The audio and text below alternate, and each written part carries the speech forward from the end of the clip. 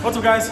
It's Brandon today, and for today's recipe we are going to be doing falafel. If you haven't had falafel, it is pretty much a small little patty that is either deep fried or pan fried. And it's pretty much made up of mashed chickpeas and spices and everything else, and you guys will experience to do that today.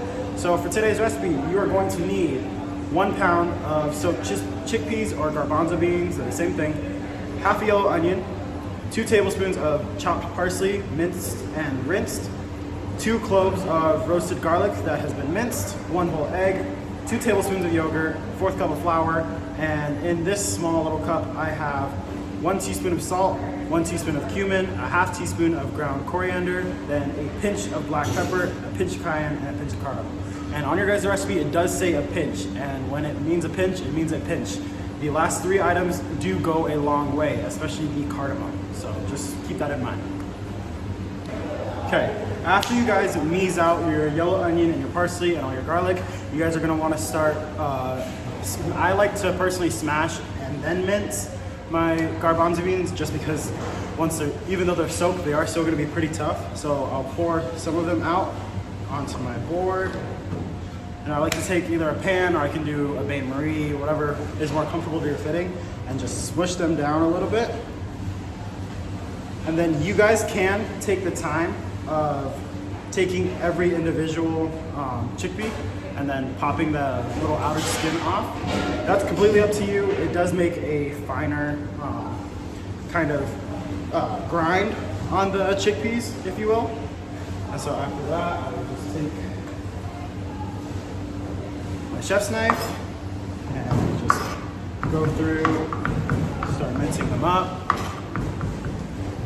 And then once you get them all minced up, you're just gonna wanna repeat this process with the rest of the pound of your chickpeas. So once you guys have fully smashed and chopped your chickpeas, you guys are just gonna wanna transfer it into a bowl like this and add all of your other ingredients and mix until combined. Okay, so once everything has been mixed together, this is what the mixture should end up looking like. So from here, I'm just going to take a little bit of a spoonful of it, and I like to use a ring mold that I have oiled on the inside, so it just comes out easier. So I like to do a good scoop, place it into the ring mold, and I'm just gonna start smoothing out on the inside. Just pretty much you're forming like 1/2 inch puck. So you can just lift up from there, and it's just like that. And then once you're done with that one, you're gonna repeat this until all of your mixture is laid out.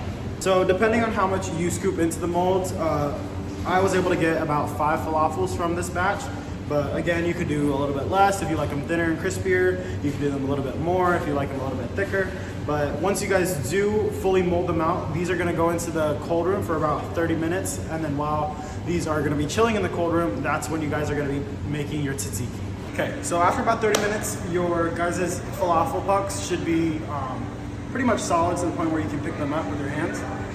And so by then, your oil should be also heated up. You guys are just gonna take a large skillet and fill it maybe about 1/2 inch thick with some oil, and then put that on like a medium-low heat until it gets all shiny and glossy.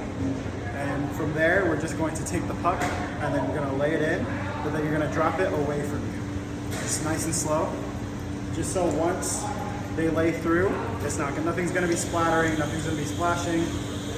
You guys want to be as safe as possible, especially when you're frying stuff in a shallow pan like this. You're gonna fry for about maybe 3 to 5 minutes on both sides, or at least until just golden brown. Okay, so after about 3 to 5 minutes on both sides, you guys are just gonna drain it into a small pan with some lined paper towel, just so it can keep all the excess oil. I like to sprinkle a little bit of salt on top of mine, but you guys are just gonna serve it with your tzatziki, and this is the final product. Hope you guys enjoy this, and yep, this is falafel.